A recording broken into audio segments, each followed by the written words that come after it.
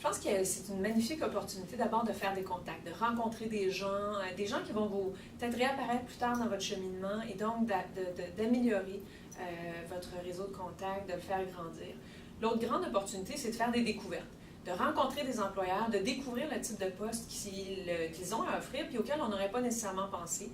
Si on est un étudiant en finance, c'est sûr qu'on pense tout de suite grandes banques, grandes institutions financières, mais, à titre d'exemple, chez Métro, on embauche régulièrement des gens en finance, puisque, à titre d'organisation détenue publiquement, on a un grand nombre de comptables, de financiers, de gens qui font des fusions, acquisitions, etc., etc. Donc, c'est une occasion magnifique de faire des découvertes et donc d'ouvrir ses horizons et peut-être se découvrir des passions qu'on ne se connaissait pas. Par ailleurs, comme en toutes circonstances, c'est un moyen d'acquérir de l'information et d'amorcer sa réflexion sur ce qu'on va vouloir faire plus tard.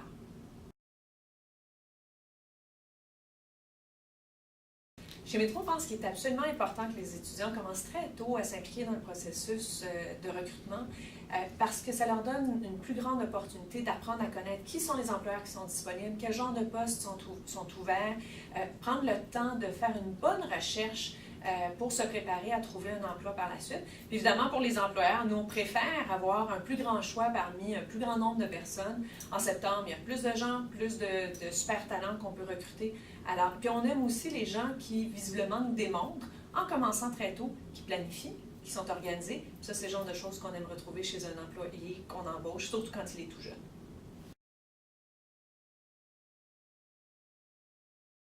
Donc vraiment, c'est des CV qu'on recherche.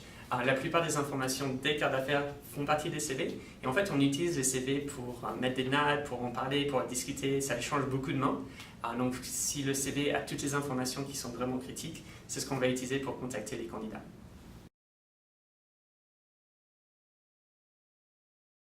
Mais pour Métro, c'est d'avoir une formidable opportunité d'embaucher des jeunes. Chez nous, il est important de remplir la pépinière de talents avec des jeunes talents, nos talents de demain, nos leaders de demain. Et dans ce contexte-là, évidemment, aux journées carrière HEC en particulier, où il y a beaucoup de gens de talent, c'est important pour nous, c'est une belle occasion de recruter nos futurs collègues.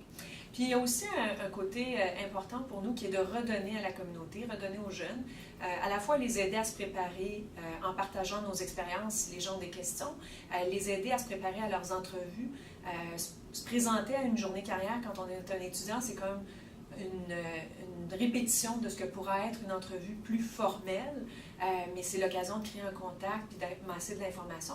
Fait que dans ce contexte-là, nous, on le fait aussi, même si ultimement, il y a des gens qu'on n'embauchera pas parce qu'on n'a pas les postes qui les intéressent ou ils n'ont pas le profil pour avoir du succès chez nous, on pourra quand même les aider dans la recherche d'emploi puis dans la qualification, dans leur qualification en recherche d'emploi.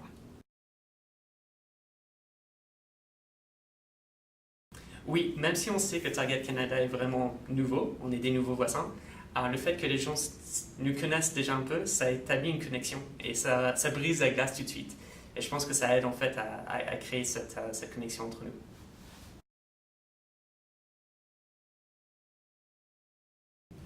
Encore une fois, on revient à la préparation.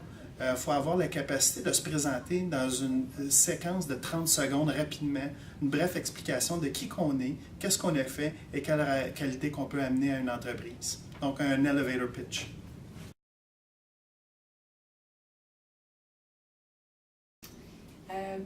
C'est sûr que j'espère qu'ils vont nous demander pourquoi venir travailler chez Métro, parce qu'on a des super bonnes raisons d'embaucher des gens chez Métro. Métro, c'est une compagnie de type familial, entrepreneurial, où les décisions se prennent rapidement, où on a une culture qui est intéressante.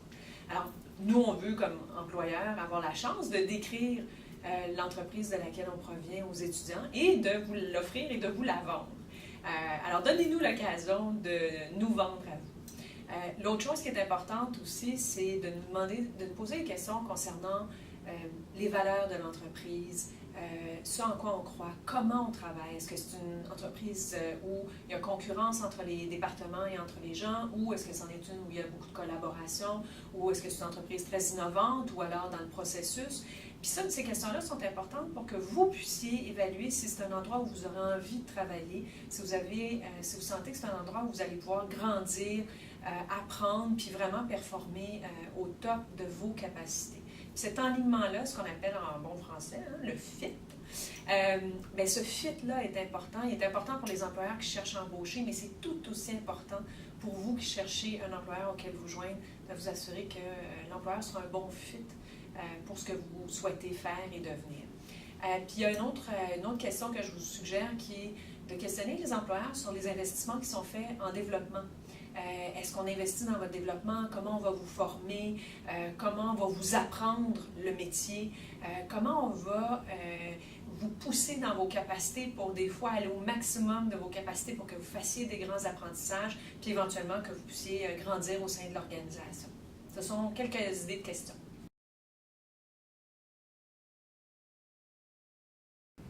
Notre attention est attirée souvent vers les candidats qui sont bien préparés, qui ont fait leur recherche au point de vue des participants qui participent aux journées carrières, comme les entreprises comme la nôtre. Une bonne préparation, un CV qui est à point, où on a fait très attention au niveau de l'orthographe, ou quand on a fait une bonne préparation au niveau du contexte global de notre présentation vis-à-vis des clients. Donc pour moi, c'est vraiment le cheminement des gens. Donc quelles sont les décisions que les gens ont prises pendant l'université, avant l'université, que ce soit académique ou même en dehors. J'aime bien comprendre en fait la personnalité et pourquoi les gens prennent des décisions, parce que ça me permet de les visualiser dans mon entreprise et de pouvoir aller voir comment est-ce qu'ils vont décider de gérer des gens autour d'eux dans le futur.